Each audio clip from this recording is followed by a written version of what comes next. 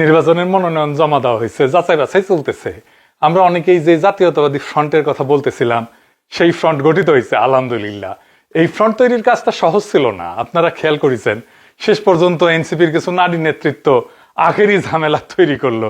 এটা নিয়ে আর একটা এপিসোড করবো আমি। এটা জাতীয় ইস্যু নিয়ে আমরা কাজ করতেছি, আর হুদায় কিছু আজাইরা ইস্যু নিয়ে আমাদের পুরো প্রসেসটাকে বাগড়া দিয়ে নষ্ট করার চেষ্টা করেছে। ফ্যাসিবাদ বিরোধী কঠিন কষ্টকর রাজপথের সংগ্রামে যারা অংশগ্রহণ করেনি, তেমন চালাক চতুর মানুষদের আইনে উচ্চ পদে বসাইলে কি পরিণতি হয় সেটা এনসিপি হারে হারে টের পেতেছে। আমাদের কথা তো আগে শুনে নাই। এখন অনেকে কইবেন উচ্চ শিক্ষিত লোকেরা না আসলে রাজনীতি কেমনে পাল্টাইবে। হ্যাঁ ভাইজান, এটা একটা ট্র্যাপ। রাজনীতি কর্পোরেট জব না, রাজনীতি ইউনিভার্সিটির মাস্টারি না, রাজনীতি ডাক্তারি করে না, ইঞ্জিনিয়ার করে না, ইউনিভার্সিটির ফ্যাকাল্টি না, উচ্চশিক্ষা রাজনীতির বিকল্প না। রাজনৈতিক বৈধতা আসে ত্যাগ, ঝুঁকি, জনগণের সঙ্গে লড়াই করে জনগণের মন, জনগণের চেতনাকে ধারণ করার মধ্যে দিয়ে। আপনি জ্ঞানে, আপনি দক্ষতায় আকাশে উঠে গেছেন, কিন্তু আপনার মানুষ এইখানে আছে মাটিত। আপনার মাটিত নেমে আসতে হবে এবং মাটির কথা কইতে হবে। মনমোহন সিং ছিল না ওই যে ইন্ডিয়ার প্রাইম মিনিস্টার, কেমব্রিজ, অক্সফোর্ড, এগুলো মেলা কিছু ভেজে খেয়েছে, বিশ্বমানের অর্থনীতিবিদ, কিন্তু রাজনীতি থেকে, আন্দোলন থেকে গড়ে আসেনি। প্রাইম মিনিস্টার হয়েছে পার্টির নির্বাচিত নেতা হিসেবে না, একটা এলিট কনসেনসাসের মাধ্যমে। কি হইল? প্রধানমন্ত্রী রাজনৈতিক নেতৃত্বহীন নির্বাহী পদে পরিণত হইল। নির্বাচিত সরকার থাকলেও রাজনৈতিক সিদ্ধান্ত অন্য জায়গায় নেওয়া হইতে থাকে, ফলে শুধু কংগ্রেসের হোগা মারেনি। ও আচ্ছা, এডিটার সাহেব মানা আছে, এডিটার সাহেবের মানা আছে, মুখ খারাপ করা যাবে না। আচ্ছা ঠিক আছে, তো এই মনমোহন সিং এর দুর্বল নেতৃত্ব বিজেপির উত্থানের ক্ষেত্র তৈরি করেছিল। প্রফেসর ইউনূসকেও দেখেন, উচ্চশিক্ষিত, রেসপেক্টেড, সৎ, কিন্তু একটা অতি দুর্বল শাসন উপহার দিল আমাদেরকে। এলিট, টেকনোক্র্যাট, এই যে রাজনৈতিক শর্টকাট, এইটাতে গণতান্ত্রিক ক্ষয় হয়। যাই হোক, এবার আসেন এই জোটের নির্বাচনে বিজয় পাইতে হইলে কি করতে হবে, এটা আমাদের বোঝা লাগবে, তাই না? আসেন বুঝে দেখি। 11 একটা প্ল্যান থাকতে হবে, প্ল্যান। বাংলার লুথার কিং কইছে আই হ্যাভ এ প্ল্যান। তাহলে এই জোটের প্ল্যান কি? বাংলার মার্টিন লুথার কিং উনার প্ল্যান না কইলেও এদের প্ল্যানটা কওয়া লাগবে। আমি তো সেলস এন্ড মার্কেটিং এর লোক, আমি যে কোনো পরিকল্পনা আমার মার্কেটিং কমিউনিকেশনের ভাষায় করবে চাই। মার্কেটিং কমিউনিকেশনে ব্যবহৃত একটা স্ট্র্যাটেজিক শর্টের নাম হইতেছে কিস, KISS। সুম্মা না কলে, সুম্মা না, তাহলে keep it simple and stupid. Jamaat বিরোধীরা জামাতের আমিরকে আবার সুম্মা শফিক কয় আর কি, ওই কিস না। তো যাই হোক, এটা মার্কেটিং, এটার মানেটা কি? মানেটা মেসেজ হবে সহজ, এটা খুব কোর কথা থাকবে, এক নজরে বোঝা যাবে। এটা কেন ব্যবহার করা হয়? কারণ মানুষ তো পড়ে না, স্ক্যান করে, বিশ্লেষণ করে না, অনুভব করে, তুলনা করে না, শর্টকাট নেয়। তাই জটিল ভাষা কেউ শুনে না। যেমন ধরেন অ্যাপেলের কোর কিস মেসেজ কোনটা? Think different. নাইকির জাস্ট ডু ইট। এডিডাসের ইম্পসিবল ইজ নাথিং। ঠিক এইরকম খুব সিম্পল প্ল্যানিং দিয়া কইতে হবে we have a plan. Plan সহজ হইলেও আমার এপিসোড করলে সহজ না, কারণ এই প্ল্যান নেওয়া হয়েছে সেটা তো ব্যাখ্যা করা লাগবে, তাই না? তো আর বুঝাতে হবে কেন এই প্ল্যান বাংলাদেশের জন্য সবচেয়ে ভালো। এখন কেউ কেউ কইতে পারেন প্ল্যান যদি কইয়াই দেন তাহলে বাংলার লুথার কিং এর দল যদি এটা করে ফেলায়, নো অফেন্স, বাঙ্গু মিডিয়া তারেক রহমানকে এই নামই দিছে, তা আমি দেই নাই, আমার দোষ না। তো আমারে গেলায় লাভ নাই, গেলাইলে বাঙ্গু মিডিয়া গেলাইন। যাই হোক, আমার প্ল্যান যদি তারা নেয় তাহলে তো আলহামদুলিল্লাহ, তাদের কাম কমলো না, দেশেরও উপকার হইল। প্ল্যানটা যদি কেউ বাস্তবায়ন করে তাহলে তো বাংলাদেশের মানুষ লাভবান হবে। আমার প্ল্যান তো বাংলাদেশের মানুষ ক্যাঙ্কা করে লাভবান হবে, করলে তো ভালোই। তবে ওরা চাইলেও এই প্ল্যান বাস্তবায়ন করতে পারবে না। কেন সেটা পারবে না, সেটা আমার আলাপটা আগেই বুঝবেন। তো আমাদের প্ল্যানের আগে আমাদের কইতে হবে আমাদের সমস্যা কি, কোন সমস্যার সমাধানের জন্য এই প্ল্যান। মহারাজ কি সমস্যা, আসেন সমস্যাটা দেখি। বাঙ্গু বামেরা ঢাকা বিশ্ববিদ্যালয়ে ডাকসু নির্বাচনের আগে স্লোগান দিয়েছিল, তুমিও জানো আমিও জানি জামাত শিবির পাকিস্তানি। ছাত্র শিবির পাকিস্তানি, তুমিও জানো আমিও জানি, সাদিক কায়েম পাকিস্তানি, তুমিও জানো আমিও জানি, সাদিক কায়েম পাকিস্তানি। শুনে চাও তো? ঠিক এইভাবে বাংলাদেশের সমস্যাগুলা আপনিও জানেন, আমিও জানি, কিন্তু যেটা জানি না সেটা হইতেছে এই সমস্যাগুলার গোয়া এডাই একটাই একটাই একটাই, মেলা গোয়া না, রসুনের মতো। আজকে আমি অঙ্ক কইসা দেখাই দিব সমস্যাগুলো কিভাবে একে অন্যের সাথে যুক্ত, কিভাবে এই সমস্যার রসুনের গোয়া একটাই। এডিটর সে মাইন্ড করলো না এটি গোয়া খাওয়াতে, যাই হোক এটা এটা স্যাংশন পেলাম। এবার কিভাবে বিএনপি ঠিক এই আগের ব্যবস্থাটা এই রসুনের গোয়াটা বজায় রাখতেছে। বাংলাদেশের মূল সমস্যা মূলত চারটা: দারিদ্র, দুর্নীতি, বেকারত্ব, ভারতীয় আধিপত্য। এই সেটটাই আসলে আওয়ামী ফ্যাসিবাদের জন্ম দেয়। এই সেটটা যদি একটা চাকা হয়, আওয়ামী লীগ এই সেটটার কেন্দ্রে, এই সেটটা দিয়ে একটা চাক্কা বানান, এডিটর সাহেব তার সেটটা স্পোক বানান চারিদিকে, এই স্পোকের সেটটা লিখে দেন, আর মাঝে কেন্দ্র লেখেন আওয়ামী ফ্যাসিবাদ। এবার আসেন দেখি কেন এই সেটটার সমস্যা একে অন্যটার সাথে যুক্ত, মানে দুর্নীতির সাথে কেমনে ভারতীয় আধিপত্য যুক্ত। বিষয়টা অদ্ভুত না? হ্যাঁ, অদ্ভুতই পথে। আসেন বুঝে দেখি, তখন আর অদ্ভুত লাগবে না। দুর্নীতির সাথে ভারতীয় আধিপত্যের সম্পর্ক প্রথমে অদ্ভুত লাগে, কারণ আমরা দুর্নীতিকে দেখি নৈতিক সমস্যা হিসেবে, আর ভারতীয় আধিপত্যকে দেখি পররাষ্ট্রনীতির বিষয় হিসেবে। কিন্তু রাষ্ট্র তো নীতিতে চলে না, রাষ্ট্র চলে ক্ষমতার অঙ্কে। এই অঙ্কটা বুঝলে অদ্ভুত আর থাকে না এই সম্পর্কটা। প্রথম প্রশ্নটা করি, একটা সরকার ভোট ছাড়া দুর্নীতিতে ডুবে থাকার পরেও টিকে থাকে কেমনে? টিকে থাকার তো কথা না, কারণ তার রাজনৈতিক বৈধতা তো নাই।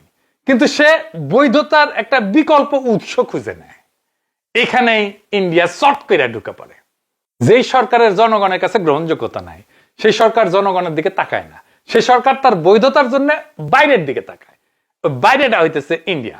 বাইরের স্বীকৃতি, বাইরের নিরাপত্তা, বাইরের সিগন্যাল, বাইরের রাজনৈতিক সাপোর্ট, বাইরের কূটনৈতিক সাপোর্ট, এইগুলা তার জন্য লাইফ লাইন হয়ে দাঁড়ায়।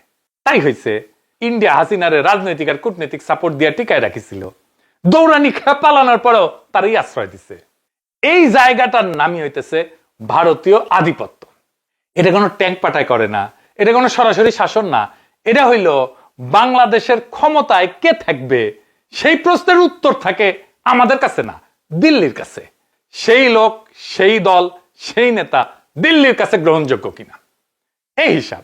তো ইন্ডিয়া তো এমনি এমনি সাপোর্ট দেয় না। সাপোর্ট দেয় কি নিয়ে? তার বিনিময় তো কিছু নেয়, ব্যবসা নেয়। সাপোর্ট দেয় মিলিটারির নির্বীর্য কইরা সাপোর্ট নেয়, সাপোর্ট দেয় ইন্ডিয়ানদের চাকরি নিয়ে সাপোর্ট দেয়, সাপোর্ট দেয় নদী শুকায় মাইরা সীমান্তে হত্যা কইরাও বিনা চ্যালেঞ্জে আন্তর্জাতিক ভাবে থাকার বিনিময়ে এই সাপোর্টটা দেয়। সাপোর্ট নেয় বাংলাদেশের মধ্যে দিয়া বিনা পয়সায় ট্রানজিট নিয়ে, সাপোর্ট নেয় বন্দর ইউজ কইরা 7 সিস্টারে মালামাল পাঠায় বিনা পয়সায় প্রায়, সাপোর্ট নেয় চিকেন নেককে সুরক্ষিত রেখা, সাপোর্ট নেয় কোনোভাবে বাংলাদেশের সাথে চীনের দ্বিপাক্ষিক সম্পর্ক যেন তৈরি না হয়, এটার গ্যারান্টি দিয়া। এখন প্রশ্ন আসে, এটার সাথে দুর্নীতির সম্পর্ক কোথায়? এইখানে হইতেছে আসল কানেকশন। আসেন সেই জায়গাটা দেখি। যেই সরকার বাইরের শক্তির উপরে টিকে থাকে তার জনগণের কাছে তো জবাবদিহি করার দরকার পড়ে না। ভোটের ভয় নাই, জনমতের ভয় নাই। কিন্তু বাইরের দুনিয়া তো তারে ইন্ডিয়া দিয়ে ম্যানেজ করলো, কিন্তু ভিতরের সমাজ সেটারে কিভাবে ম্যানেজ করবে? সেই ভিতরের জনগোষ্ঠীকে ম্যানেজ করে রাখতে রাষ্ট্রের সম্পদ ব্যবহার করে। কেমনে? তো এই কথা শুনলে যে রাষ্ট্রের সম্পদ ব্যবহার করতেছে, এটা শুনলে মনে হয়, অনেকে মনে করে যে মন্ত্রী টাকা চুরি করে, নেতা ঘুষ খায়। তা তো করেই, কিন্তু এইটা উপরের স্তর। এর আসল খেলা অনেক নিচে। রাষ্ট্রের সম্পদ এইখানে জনগণের সম্পদ হিসেবে ব্যবহৃত হয় না, ব্যবহৃত হয় ক্ষমতা এটা কিভাবে টিকে থাকবে সেইটার একটা অস্ত্র হিসেবে। প্রথমে দেখেন রাষ্ট্রীয় সম্পদের নিয়ন্ত্রণ কার হাতে যায়? যখন সরকারের রাজনৈতিক বৈধতা দুর্বল, সে তখন জনগণের উপরে তো ভর করতে পারে না, সে তখন রাষ্ট্রের 3টা গুরুত্বপূর্ণ জায়গা নিজেদের দখলে আনে। কোন কোন জায়গা? ব্যাংক আর আর্থিক প্রতিষ্ঠান, লাইসেন্স, টেন্ডার, তারপরে রেগুলেটরি ক্ষমতা, 3 নাম্বার হইতেছে আইন প্রয়োগ এবং ছাড় দেওয়ার ক্ষমতা। এগুলো হলো রাষ্ট্রের সবচেয়ে শক্তিশালী সম্পদ। এইটার জন্যই ক্ষমতায় যাওয়ার জন্য সবাই দেওয়ানা। এই জিনিস দিয়ে টাকা তৈরি হয় না, কিন্তু এটা দিয়ে ক্ষমতা তৈরি হয়। দ্বিতীয় ধাপে এই সম্পদ দিয়া সে আনুগত্য কেনে। ফলে কি হয়? ব্যাংক লোন যায় রাজনৈতিক ঘনিষ্ঠ গ্রুপে। আপনি তো জানেন কেমনে ব্যাংকের লোন গেছে, কারা পাইছে। খেলাপি হইলেও মামলা হয় না। দেশে খেলাপি ঋণ কেন এত বেশি? সবগুলো ব্যাংক প্রায় ধ্বংস হওয়ার পর্যায়ে আছে। টেন্ডার যায় নিজের লোকের কাছে, কর্মকূপ পায়, স্ট্র্যাটেজিক ব্যবসা। এস আলমের 3000 কোটি টাকার বেশি কর্মকূপ করেছিল 1 বছরে হাসিনা। দেখেন, শুধু তাই না, 2320 কোটি টাকার ব্যাংকের সুদ এটা ময়কুব করে দেয়, বাংলাদেশ ব্যাংকে দিয়ে চাপ দেওয়া হয়। দেখেন তো এইখানে শুধু রাষ্ট্রের টাকা চুরি হয় না, শুধু রাষ্ট্রের ভবিষ্যতের সম্পদ বন্ধক রাখা হয়। ব্যাংক বাজাইতে মূলধন দেয় না, এটি কি? আপনার আমার ট্যাক্সের টাকা যেটা ভবিষ্যতে আসবে সেটা দিয়ে দেয় সরকার।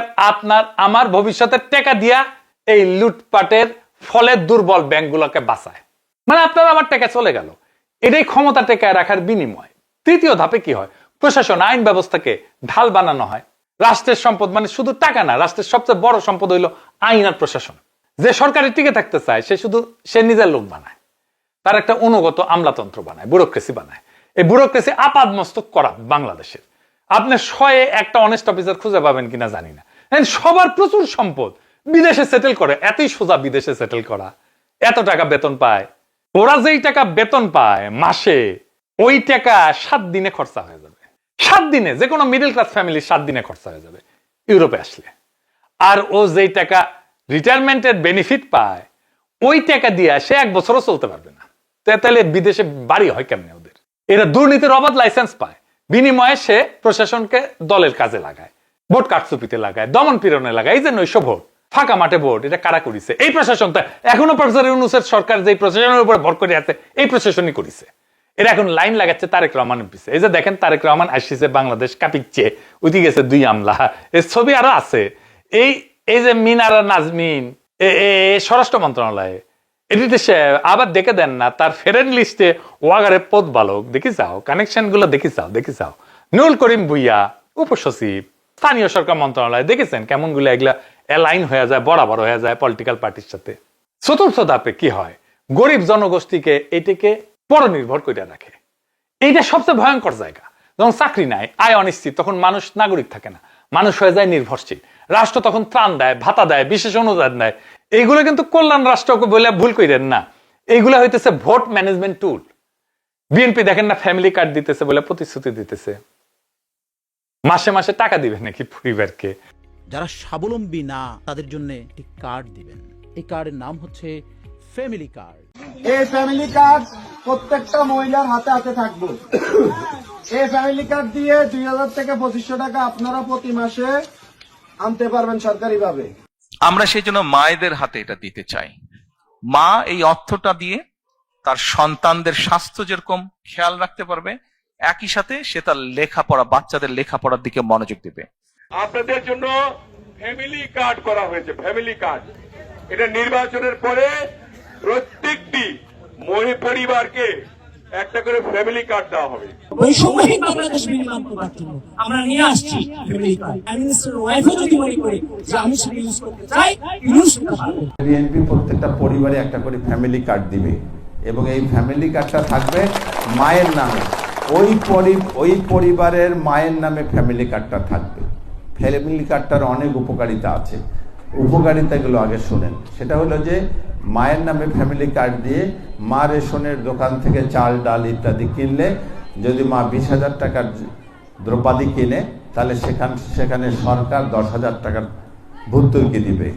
বাড়ি বাড়ি ফ্যামিলি কার্ড হবে, মানে একটা কার্ড হবে মহিলাদের নামে।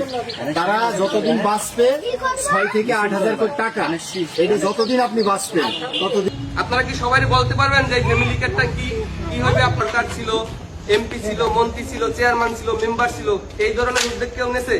হ্যাঁ, এই ধরনের কথা কেউ বলছে যে সরকার ক্ষমতায় আইলে একটা পরিবারের সমস্ত বাজার খরচ সরকার দেবে, এই ধরনের উদ্যোগ কেউ নেছে? তাইলে যদি আমরা এই চিন্তাটা তারেক রহমান এবং মনিভাই করছে। আপনি এবং আপনার পরিবার আপনাদের মূল্যবান ভোটকে আমাদের ধানের দিবেন। আলহামদুলিল্লাহ, আলহামদুলিল্লাহ। আপনি কিন্তু আলহামদুলিল্লাহ বলছে, ঠিক আছে? বিশেষ করে যদি ধানের শেষ মার্কায় আমাদের ইনশাল্লাহ আমরা ধানের শেষ মার্কা যদি আসি, আপনাদের দেখেন আপনাদের ফ্যামিলি মহিলাদের জন্য ফ্যামিলি কার্ড করা হবে, ঠিক আছে? বিশেষ করে আপনি হচ্ছেন ঘরের গৃহিণী এবং আপনার জন্য ফ্যামিলি কার্ড করা হবে। আমাদের ফ্যামিলি কার্ডে আপনারা প্রত্যেক মাসে ধরেন 20,000 টাকা মোবাইল নাম্বার জানেন। তারেক রহমান বুঝেছে প্রত্যেকটা বাড়ি একটা করে ফ্যামিলি কার্ড দেবে। ফ্যামিলি কার্ড মানে একটা করে কার্ড তৈরি করে দেবে, সেই কার্ডে 7 থেকে 8,000 করে টাকা যতদিন বাঁচবে ততদিন প্রত্যেক মাসে মাসে পেয়ে যাবো।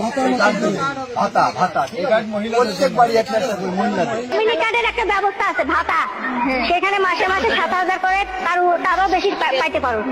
বললেন বিএনপি ক্ষমতায় গেলে ফ্যামিলি কার্ড দেওয়ার জন্য প্রত্যেক কার্ডের বিপরীতে 2 থেকে 2,500 টাকা করে আমরা বরাদ্দ করবো। কার্ড হলো ফ্যামিলি কার্ড। এই যে এরকম একটা নমুনা, এরকম 50 লক্ষ কার্ড দিব। এটা যদি প্রত্যেক মাসে 50 লক্ষ থেকে 1 কোটি পরিবারকে আমরা রাষ্ট্রের পক্ষ থেকে সরকারি একটা সাহায্য বা প্রণোদনা আমরা পাঠাবো। তার সাথে তারেক রহমান ইতিমধ্যে ঘোষণা করেছেন বাংলাদেশের 50 কোটি লোকেরকে ফ্যামিলি কার্ড দেওয়া হবে। জামাতকে কখনো ভোট দিস না, আওয়ামী লীগকে আমাদেরকে ভোট দে, আমরা তোদেরকেও হারুন ভাইকে বলে তোদের সবাইকে ফ্যামিলি কার্ড করে দেবো। তারেক রহমান বলেছে আমরা এইটা বাংলাদেশের 2 কোটি ফ্যামিলি, 2 কোটি কার্ড পর্যায়ক্রমে সবকে দিবে। ফ্যামিলি কার্ড দেখছেন, এই ফ্যামিলি কার্ড এই ভবিষ্যতে বিএনপি ক্ষমতায় গেলে 50 লক্ষ ফ্যামিলি কার্ড তারেক রহমান সাহেব দেবেন। এই পরিবারের 50 লক্ষ পরিবার বিএনপি ক্ষমতা আসার 6 মাসের মধ্যে 50 লক্ষ পরিবারকে দেবে।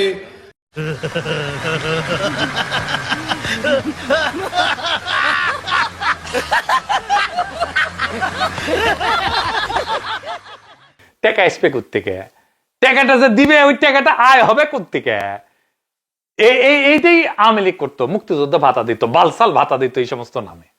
5ম ধাপে রাষ্ট্রের ন্যারেটিভ রিসোর্স আছে একটা, এটা ব্যবহার করে রাষ্ট্রের একটা বড় সম্পদ ন্যারেটিভ কন্ট্রোল। সরকারি মিডিয়া, বিজ্ঞাপন, উন্নয়নের গল্প, ভয় দেখানো, জঙ্গি ন্যারেটিভ তৈরি করা, আপনারে মব বলা, এখানেই আসে 15 আলো, দিল্লি স্টার। এইগুলা দিয়ে সরকার চারিদিকে আওয়াজ দেয়, বলে আমরা না থাকলে দেশ ধ্বংস হয়ে যাবে। এই ন্যারেটিভ না থাকলে বাইরের সমর্থনও টিকে থাকে না। 2 বাটপার মতিউর রহমান আর মাহফুজা নাম এইভাবে হাসিনার বৈধতা উৎপাদন করে গেছে, আর এখন তারেক রহমানের জুতা চাটিচ্ছে। আমি চায়না গেছি, ওদের মিডিয়া, ওদের ফরেন মিনিস্ট্রি, এরা ডেইলি স্টার রেফার করে। আমি কই এটা তো পিওর ইন্ডিয়ান দালাল, ওয়েস্টের দালাল, এইগুলোর রিপোর্ট দিয়া বাংলাদেশকে দেখো কেন তোমরা? এইবার একসাথে দেখান দেরিজে সাহেব কিভাবে আভ্যন্তরীণ আনুগত্য নিশ্চিত করে একটা রাজনৈতিক দল একটা বন্দোবস্ত কইরা। ব্যাংক থেকে লোন দিয়ে আনুগত্য নেয়, আইনে ছাড় দিয়ে আনুগত্য নেয়, টেন্ডারে কাজ দিয়ে আনুগত্য নেয়, ভাতা দিয়া নির্ভরতা কেনা দিয়া আনুগত্য নেয়, প্রশাসন ঘুষ খাওয়ার লাইসেন্স দিয়ে আনুগত্য নেয়, আর ন্যারেটিভ ভয় দেখায় আনুগত্য নেয়। এইটাই রাষ্ট্রীয় সম্পদ ব্যবহার করে ক্ষমতা টিকায় রাখার পুরা মেকানিজম। এইটারে বলা হয় বন্দোবস্ত। এইটা একটাকে আর একটা সাপোর্ট করে। দুর্নীতি কিন্তু আসলে কোনো বিচ্যুতি না, এটা ক্ষমতা টিকায় রাখার একটা বন্দোবস্ত। এই বন্দোবস্তের মধ্যেই দুর্নীতি টিকে থাকে এবং ফ্লারিশ করে। এইখানে একটা গুরুত্বপূর্ণ কথা, এই ব্যবস্থায় ভালো মানুষ ক্ষমতায় গেলেও খারাপ কাজ করতে বাধ্য হয়, কারণ বন্দোবস্তটাই এরকম। ধরেন আমাদের পয়সার ইউনূসের সরকারের উপদেষ্টারা, তাদের ব্যাপারে তো আমরা তেমন কোনো দুর্নীতির খবর শুনি না, তাই না? আমরা চিনি, অনেককেই চিনি। ওনারা দুর্নীতিগ্রস্ত না হইলে কি হবে? দুর্নীতি তো কমে নাই। এই জন্যই শুধু নেতা বদলাইলে বদলায় না, বন্দোবস্তটা না ভাঙলে এই দুর্নীতির চক্র ভাঙা যায় না। রাষ্ট্র আবার একই কাজ করে। এইখানে দুর্নীতি কোনো ব্যতিক্রম না, দুর্নীতি একটা শাসন পদ্ধতি হয়ে দাঁড়ায়। দুর্নীতি দিয়ে নিজের লোক পোষে, বিরোধী দল কেনে, প্রশাসন নিয়ন্ত্রণ করে, ব্যবসায়ীদের লাইন ঠিক রাখে, আর এই কাজটা করতে সবচেয়ে কাজে লাগে কারা? এটাই হইতেছে আসল পয়েন্ট, আসল জায়গা। এই জায়গাটা ধরতে পারলে, এই সিস্টেম করলে, এই সিস্টেমে চাপ দিতে পারলে আপনি পুরা বন্দোবস্ত ভেঙে দিতে পারবেন। এই দুর্নীতির আসল চাকা, মূল জায়গাটা কারা? এইটা হইতেছে বিগ ক্যাপিটাল, বড় পুঁজি। কারণ বিগ ক্যাপিটাল বড় লোন নেয়, বড় ছাড় চায়, বড় ডিল করে। সরকারের এখানে সাপোর্ট লাগে, রেগুলেটরি সাপোর্ট লাগে। এস আলমের কর মাফের কেসই তো দেখেছেন। এইটা সেই জায়গা যেখানে দুর্নীতি, বিগ ক্যাপিটাল, ভারতীয় আধিপত্য একই সুতায় গাঁথা হয়ে যায়। চাক্কাটা আবার দেখেন এডিটর সাহেব, কারণ ভারতীয় আধিপত্য চায় স্থিতিশীল সরকার, প্রেডিক্টেবল সরকার, জনগণের চাপমুক্ত সরকার। আর সেই সরকার টিকতে চায় দুর্নীতির মাধ্যমে, বিগ ক্যাপিটালের মাধ্যমে। এইখানে বুঝতে পারবেন কেন বিএনপির তারেক রহমান কেন নিরাপত্তা, শান্তি আর স্থিতিশীলতা বলতেছে। বুঝতে পারতেছেন? মিলে এবার এখন দেখেন বিগ ক্যাপিটাল থেকে কিভাবে বেকারত্ব আসে। কারণ বিগ ক্যাপিটাল মানে বড় টাকা, বড় পুঁজি, কিন্তু বড় চাকরি না। বিগ ক্যাপিটাল মেশিনে চলে, অটোমেশনে চলে। ছোট পুঁজি বেশি চাকরি তৈরি করে, বড় পুঁজি কম চাকরি তৈরি করে। ছোট পুঁজি মানে বেশি চাকরি, বড় পুঁজি মানে কম চাকরি, সবসময় মাথায় রেখে। একটা উদাহরণ দিই, এইটা স্যার দুই পাশে লেখেন, একটার উপরে ডেয়ারি প্ল্যান্টের ছবি দেন, গরুর দুধের প্ল্যান্টের ছবি দেন, আর এক পাশে ছোট দুধের খামারের ছবি দেন। ধরেন একই পণ্য তো, দুই কাঠামো, একদিকে ছোট পুঁজি একদিকে বড় পুঁজি। বিগ ক্যাপিটাল ডেয়ারি প্রসেসিং প্ল্যান্টে ক্যাপিটাল লাগে প্রায় 300 থেকে 400 কোটি টাকা, কর্মসংস্থান হয় 800 থেকে 1200 জন। প্রত্যেক 100 কোটি টাকায় 250 থেকে 400 চাকরি হয়। একই সেক্টরে যদি এটা ছোট ডেয়ারি ফার্ম হয়, ছোট বা মাঝারি ডেয়ারি ফার্ম হয়, এই 400 কোটি টাকা দিয়ে 100 থেকে 150টা ছোট বা মাঝারি ডেয়ারি ফার্ম হবে, সিলিং ইউনিট হবে, প্রসেসিং ইউনিট হবে, স্থানীয়ভাবে কালেকশন করবে দুধ, ট্রান্সপোর্টের সাথে যুক্ত থাকবে অনেকে, প্যাকেজিং এ যুক্ত থাকবে অন্য। মোট কর্মসংস্থান তো সরাসরি করবেই, পরোক্ষ কর্মসংস্থান করবে। সরাসরি কর্মসংস্থান করবে কমপক্ষে 3000, আর পরোক্ষ কর্মসংস্থান করবে আরো 5000, মানে 8000 কর্মসংস্থান হবে। প্রত্যেক 100 কোটি টাকায় 750 থেকে 1250টা চাকরি হবে, বুঝছে আও? তাহলে কোটি চাপ দেওয়া লাগবে, বুঝছে আও? বিগ ক্যাপিটাল থেকে ছোট আর মাঝারি শিল্পের দিকে ইকোনমিকে নিয়ে আসা লাগবে, এর উপরে ইকোনমি তৈরি করা লাগবে। মানুষের চাকরি হবি, টাকা আসবি সবার হাতে, তারা পলিটিক্যালি পাওয়ারফুল হবি, আর এই অলিগার্ক, এই বড় বড় লোকরা, এদের পাওয়ার কমবি। আর এই যে বন্দোবস্ত ছিল আগে, সেটা পুরা ভেঙ্গা পড়বে ধুরমুর করে, দুর্নীতি প্রায় নাই হয়ে যাবে। আপনার দুর্নীতিবাজদের জেলে না পড়িয়া দুর্নীতি যে সিস্টেমের মাধ্যমে টিকে থাকে সেটারে জয় বাংলা করিয়া দিলেন, আপনি জনগণকে খুশি করলেন। চাকরিরত জনগোষ্ঠী আর নব উত্থিত ছোট আর মাঝারি ব্যবসায়ী আপনার সমর্থক হয়ে গেল, শক্ত সমর্থক হয়ে গেল, তারা আপনার পাওয়ার বেজ হয়ে উঠবে। কি তামসা, ব্যাবাক ফকফকা। সেই দিন মতিউর রহমান রেন্টু ভাইয়ের বাসায় গেছিলাম, চেনেন তো, ওই আমার ভাসি চায়ের রেন্টু ভাই। তো রেন্টু ভাইয়ের ওয়াইফ মানে ময়না ভাবি, উনি আমারে দাদা কইয়া থাকে, উনার বড় মেয়ে সেও আমাদের দাদা কইয়া থাকে, ওই বড় মেয়ের ছোট পোলা মানে রেন্টু ভাইয়ের নাতি, সেও আমাদের দাদা কইয়া ডাকে। তা আমি তো বিশ্ব দাদা হইয়া গেছি। যাই হোক, আমারে কইতেছে ওই রেন্টু ভাইয়ের বড় মাইয়া যে দাদা কেমনে দেশের এত সমস্যা কেমনে ঠিক হবি? আমি বললাম সব সমস্যার খুব চমৎকার সমাধান আছে। একটা গল্প বলি, একটা জটিল মেশিন, একটা জটিল মেশিন একটা কারখানায় কেউ চালাইতে পারতেছে না, নিয়ে আসছে নতুন মেশিন, শখ কইরা হাউস কইরা চালাবার পারিচ্ছে না। মেলা ইঞ্জিনিয়ার আসিছে, মেলার লেখাপড়া জানা বহু দক্ষ ইঞ্জিনিয়ার আসিছে, কেউ পারিচ্ছে না। মেশিনের মেলা দাম ধরেন 10 কোটি টাকা। এখন এমন একটা অবস্থা, ওই মেশিন বেচে 1 কোটি খেতে হবে মালিককে। পরে আমার লাগানো একটা মুরুখ আসিছে, লেখাপড়া জানে না, ভালো করে কথাও কইবার পারে না। তো ওই কইছে আমার 1 কোটি টাকা দিলে সব ঠিক করে দিবার পারি। মালিক রাজি হয়েছে, আরে মেশিন তো কটকটি খেতে হবে, যদি ঠিক করে দিতে পারে 1 কোটি টাকা দিতে কি সমস্যা? তো রাজি না, হয়তো উপায় নাই। তো ওই লোক কয় একটা হাতুড়ি দাও, হাতুড়ি দিছে, ওই মেশিনের নিচে গিয়ে হাতুড়িটা দিছে এক বাড়ি, এক ঘাও, আর মেশিন ঘর করে চালু হয়ে গেছে। এটা সাহেব মেশিন চালাও সাউন্ড দেন আছে।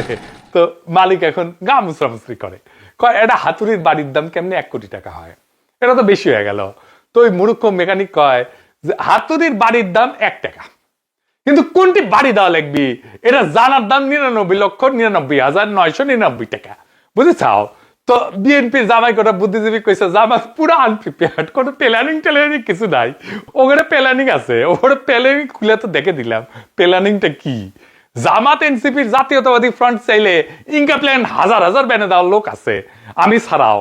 আজকে তো খালি একটা স্যাম্পল দেখালাম।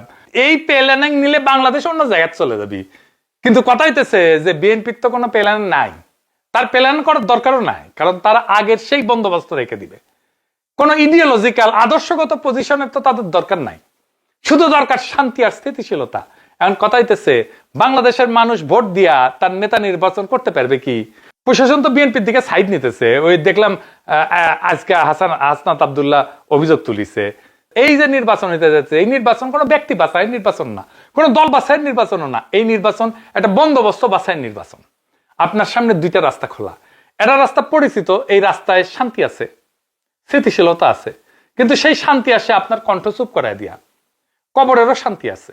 হাসিনার আমলের মতো শান্তি এক রাস্তায়, হাসিনা আমলের শান্তি ছিল, তাই না? এই রাস্তায় সরকার বদলাবে, ব্যাংক বদলাবে না, টেন্ডার বদলাবে না, আমলা বদলাবে না, চান্দাবাজি বদলাবে না, বড় ক্যাপিটাল বড় পুঁজি বদলাবে না, অলিগার্ক বদলাবে না, এই আমলাতন্ত্র ব্যুরোক্রেসি কোনো কিছুই বদলাবে না, আপনার জীবনের হিসাবও বদলাবে না। আর একটা রাস্তা কঠিন, স্বীকার করি এটা কঠিন, কিন্তু এই রাস্তা ভয়ের রাজনীতি নাই। এই রাস্তায় আমরা না থাকলে সব শেষ, এই মিথ নাই। এই রাস্তায় বলা হয় দুর্নীতি কোনো নৈতিক বিচ্যুতি না, দুর্নীতি একটা বন্দোবস্তের ফল। আর এই বন্দোবস্ত ভাঙা যায় যদি সাহস থাকে, যদি ক্ষমতা থাকে, যদি বুদ্ধি থাকে। এই লড়াই নেতা বনাম নেতা না, এই লড়াই আপনি বনাম বন্দোবস্ত। আপনি যদি চান চাকরি হোক আপনার ছেলের, আপনি যদি চান আপনার কথা বলার অধিকার থাকুক, আপনি যদি চান আপনার সম্পদ চুরি না হয়ে যাক, আপনি যদি চান ব্যাংক লুটের জায়গা না হয়ে উৎপাদনের জায়গা হোক, রাষ্ট্র ভয় দেখানোর যন্ত্র না হয়ে সুরক্ষার জায়গা হোক, তাইলে হাসিনার তৈরি করা এই বন্দোবস্ত ভাঙতেই হবে। আমরা কোনো ম্যাজিক দেখাইতে আসিনি। আমরা বলতেছি না যে সব সমস্যা কাল শেষ হয়ে যাবে, সমাধান করে দেব। আমরা শুধু এটাই বলতেছি, যেই মেশিন আপনাকে পিষে খাইতেছে ওই মেশিনের কোথায় হাতুড়ির বাড়ি দিতে হবে সেই জায়গাটা আমরা জানি। সিদ্ধান্ত আজকে আপনার। আপনি চাইলে আবার সেই পুরানো চাকায় উঠতে পারেন, পুরানো গাড়িতে উঠতে পারেন, পুরানো বন্দোবস্তে উঠতে পারেন, পুরানো বন্দোবস্তকে চালু রাখতে পারেন, আর চাইলে ওই চাকা বন্দোবস্ত ভেঙ্গা নতুন পথে হাঁটতে পারেন। এই নির্বাচন কোনো দলের না, এই নির্বাচন আপনার ভবিষ্যতের। ভোট শুধু ব্যালট না, ভোট হলো আপনি কোন বন্দোবস্তের পক্ষে সেইটার পক্ষে ভোট দেওয়া। আপনি পুরানো বন্দোবস্তের পক্ষে না বন্দোবস্ত ভাঙার পক্ষে, এই ঘোষণা। সিদ্ধান্ত আপনার। ইনকিলাব জিন্দাবাদ।